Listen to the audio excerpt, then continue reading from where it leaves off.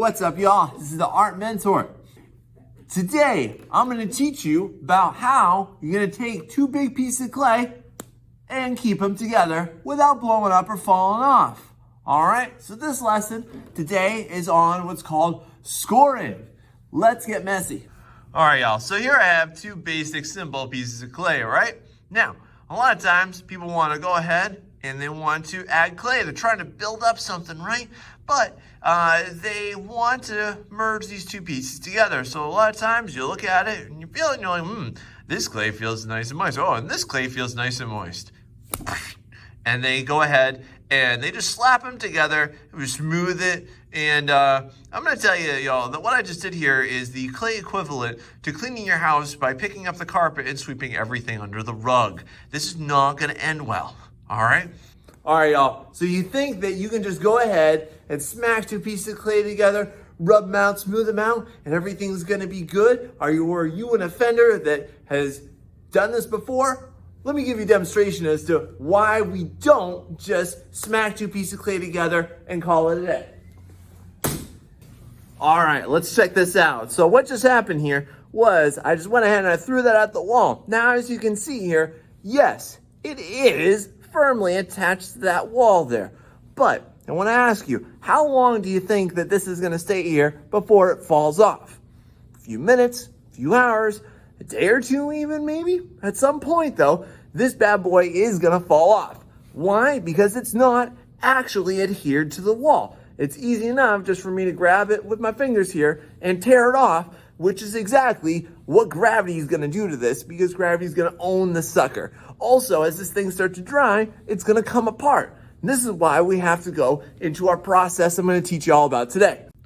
All right, so now that we know what not to do, let's focus on what to do. So, join these two pieces of clay together. I'm going to implement, again, a process called scoring. Scoring is the process for how we join clay together in a permanent way. Because like I just explained to y'all, and through my demonstration there, smacking my clay against the wall, that's always a fun one, by the way, it's not just going to hold itself together, all right? So to do this, what I'm going to need here to start off is just a simple dinnerware fork, all right? This is what I have all my students use, easy enough for y'all to find as well here. So here's what we're going to do. Basically, I'm going to mark up both sides. If, let's say I want to join this corner or this surface to this surface, what I'm going to do is I'm going to mark it up. So when we score, very simple, what we want to do. We want to create some cross-hatching marks, just like this, all right? I'm going to push them pretty deep, and then I'm going to do it the opposite way as well. Now this, I'm going to do on both surfaces that I want joined up together, all right? So y'all can see me doing this. Now this doesn't have to be a really like pretty beautiful process. It's just you go one way and you go the other, all right? Now what I do want you to pay attention to, look at how deep I just pushed in order to get this, right? So sometimes what I see newer ceramists do is that they'll implement what I'm going to call baby scoring, which is a really wimpy way of doing this. Like, this is what you're going to see them do. They're going to do these tiny, tiny, tiny little scratches in there. It's like ever so slightly, all right? Here's what I want to tell you. This is completely worthless.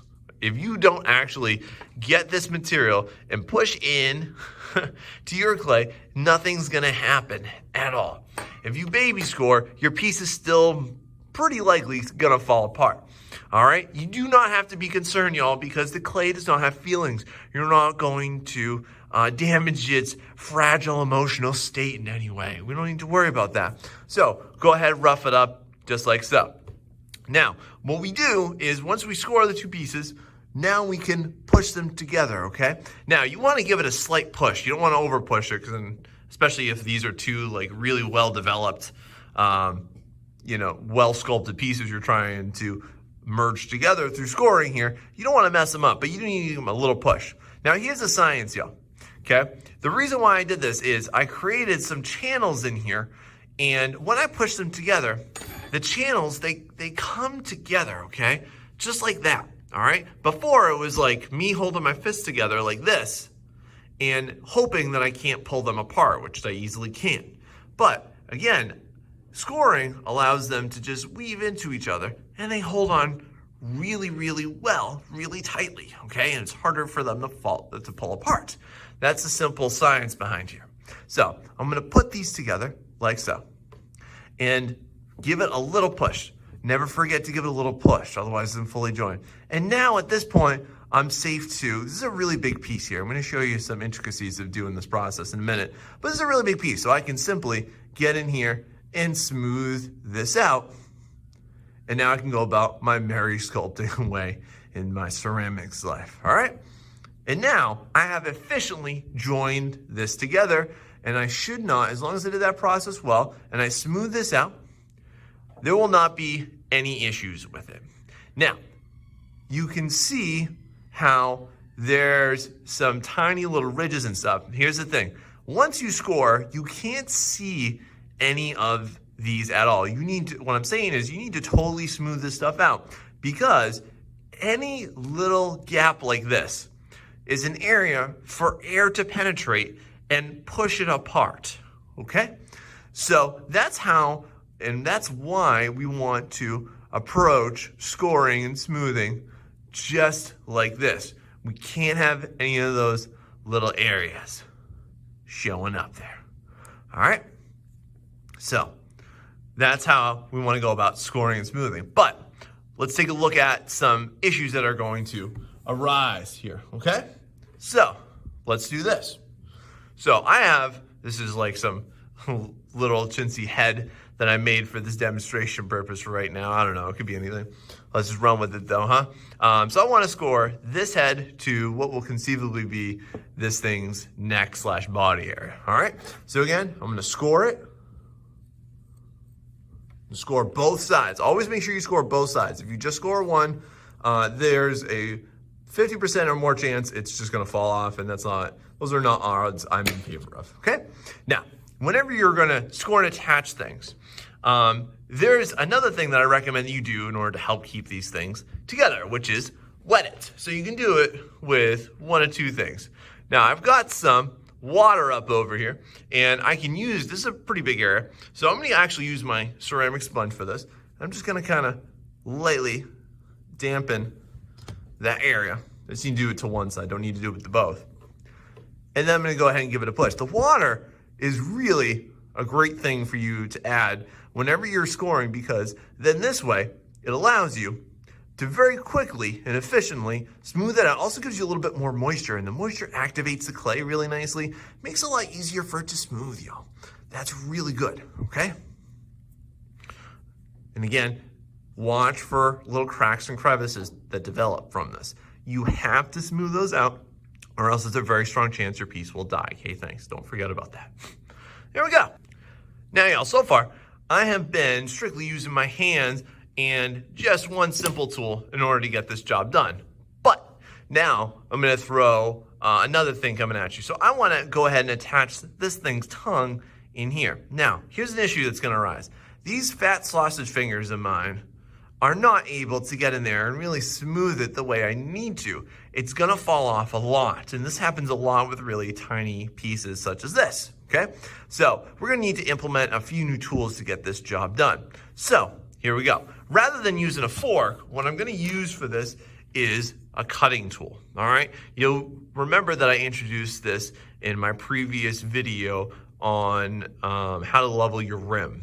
If you don't have one of these, you can also use something simple like a butter knife will also do the job. But yeah, any kind of cutting tip will do great. Now, I'm gonna do the job of my fork with my cutting tool edge here. So again, I'm just gonna quickly do some strong cuts into this. Again, push hard, no baby cutting, all right? I'm gonna do some nice hard cuts into this. No such thing as too much scoring, okay? And then in this area, again, I'm gonna use this in order to do it, do my scoring, okay? Now, something that I do whenever I attach small pieces is I overscore. I use that term, I don't think that's a real term, but I invented it, so I'm running with it, y'all. But overscoring just means that I'm gonna score a surface larger than that which I'm going to attach in there. That way, I just wanna make sure, again, that when I merge these pieces together, they're gonna sit in there really nicely. Now, I'm gonna use some water for this, but this sponge is, again, it's way too big for those areas. So I'm gonna use this simple brush. Y'all know from my previous videos, I love brushes. For ceramics work, it's the ideal way to smooth it as well. So, this is just a simple, I think it's like a horsehair. These things are stupidly cheap. So they're not like the really nice fine painting brushes that you can get out there. This brush alone is probably like $1 or $2. It's wicked cheap. So I'm gonna go ahead, I'm just gonna wet that, drop some water on both surfaces here. And there we go. So now, I'm gonna go ahead, I'm gonna push that in, and now again, like I said, I can't fit my fingers into the surface area, all right? So I'm gonna use my wooden tools that, again, I introduced these in my last video here. I've got a few different versions of this, okay? Now, which style wooden tool you need to use is gonna depend heavily on what area you're trying to shove it into, all right? What area you're trying to blend here. So I've got a curved one, I've got an angled wooden tool, and then I've got a flat edge one. So for this, I'm probably gonna stick with my curved wooden tool, okay? So as I get into here, and this one happens to have a couple different sizes on the ends there, and I'm gonna get into there, and I'm gonna use this basically to do the job of what my hand would do and smooth this out. This way, again, I'm closing up the crevice, I'm making sure that I'm just gonna push that in so it's nice and secure in there, all right? You can see me doing this. Now that water I put in there is doing a heck of a job right now, as I can see it really helping it bond. Yes, it will make it slightly fragile, but it's only going to be for a very short period of time that happens. And then to finish it off, you're all gonna notice, look at all those awful scratchy marks and all those big depressions that I don't permanently want in there, right? I'm gonna use my brush again to get in there and smooth it on out. Okay? That's the advantage of using a paintbrush. And again, I'll always say this, but like nobody ever taught me this in school. I actually learned to use the paintbrush for this medium from one of my students. Like my first year teaching ceramics, I had a student who was having an awful time trying to smooth the small area with one of those big ceramic sponges over there. And she just like took a paintbrush and went for it. And ever since then, I've just been like, wow, that's brilliant. Everybody should do this. Why isn't this taught more? So I'm spreading the word to y'all right now. This is how we do it, all right? So y'all, you can see now that is nice and very firmly attached up in there. Now, listen, when you use the brush, you can't use a lot of water. If you use too much water, it's gonna look all soapy sudsy, and it's gonna over wet it, which means you're gonna continuously need to go back and hit this with your smoothing, okay? So y'all, hope this video is helpful for you. Now you officially know how to smooth and score and attach things that are both big and small. All right, thank you very much for watching this, y'all. This has been the Art Mentor. If you like this type of content, please like and subscribe to my channel. Thank you very much.